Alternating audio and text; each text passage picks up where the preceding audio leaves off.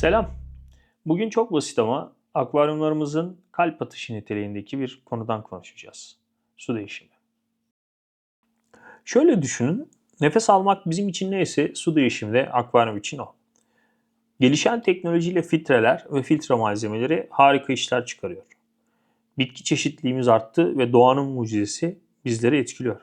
Ancak tüm gelişmelere rağmen zamanla biriken atıkları, çözünmüş organikleri, denge dışı mineralleri sudan uzaklaştırmanın en temiz yolu hala su değişimi.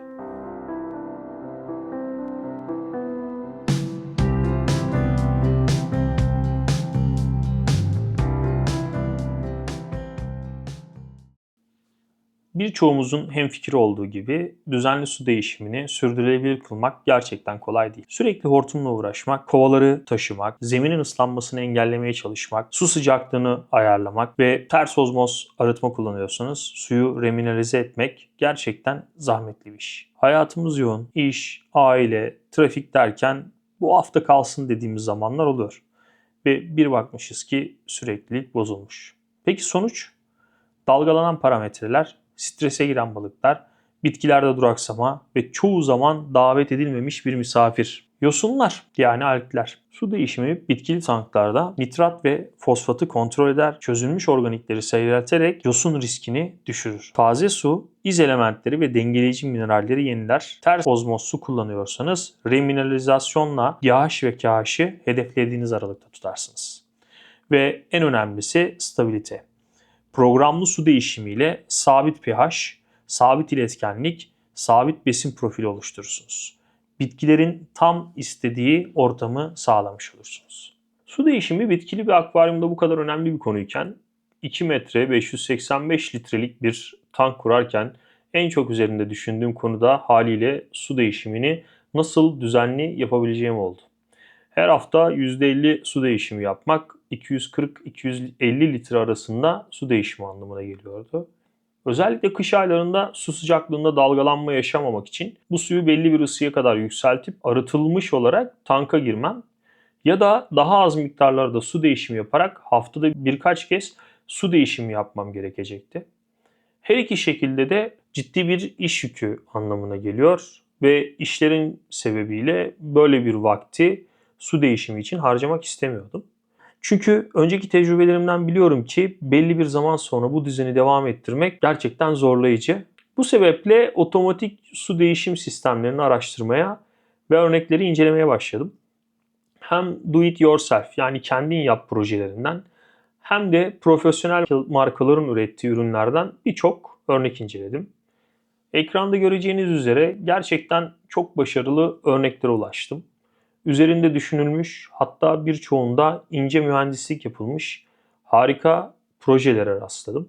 Örneklerden do it yourself projeleri genelde çok karışık ve ufak da olsa insan müdahalesi gerektiren çok fazla yer kaplayan işlerdi. Ayrıca mühendislik bilgisi isteyen projeleri yapabilecek donanıma sahip değilim. Hatta bazılarının çalışma prensibini bile anlamadım. Profesyonel markaların ürünleri ise genelde çok düşük kapasiteli, dakikada yarım litre kadar su taşıyabilen işler. Ayrıca ülkemizin gümrük kanunlarında göz önüne aldığımızda ulaşılabilir olmaktan çok uzak ürünler. Bu incelemelerden sonra en optimum değerlere sahip ürünün Camoer X2 SR olduğuna karar verdim.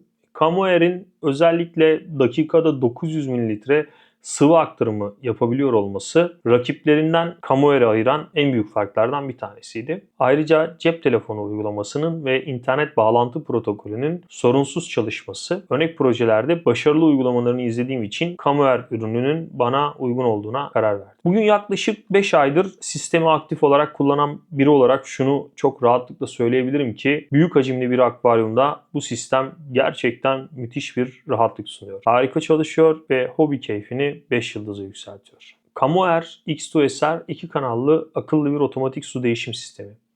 Dilerseniz eski suyu çekerken aynı anda taze suyu verebiliyor. Dilerseniz de benim yaptığım gibi önce eski suyu çekip daha sonra taze su basabiliyorsunuz. Uygulama üzerinden zamanlama, miktar, hız ayarları yapabiliyorsunuz. Güvenlik ve sistem kontrolü için sıvı seviye sensör destekleri var.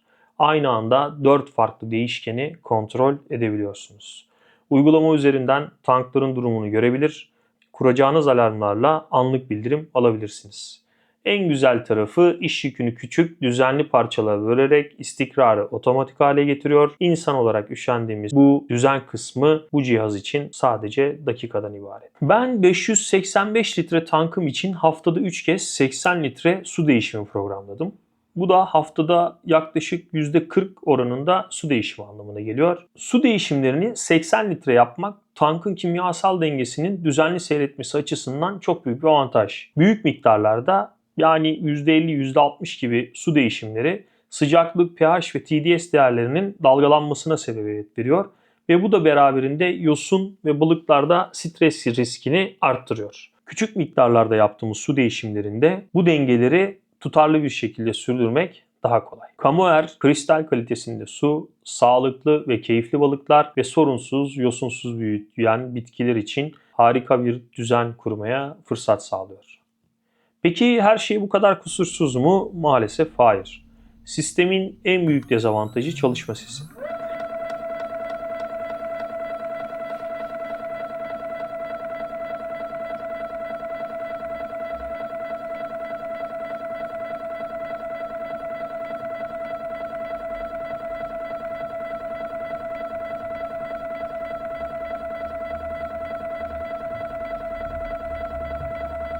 Özellikle pompalar ilk çalışmaya başladıklarında ki deşarj pompası nedense daha fazla epey bir ses yapıyorlar. Belli bir devre yükseldikten sonra ses kabul edilebilir düzeye iniyor. Ancak yine de mekanik bir pompa sesi duymaya devam ediyorsunuz.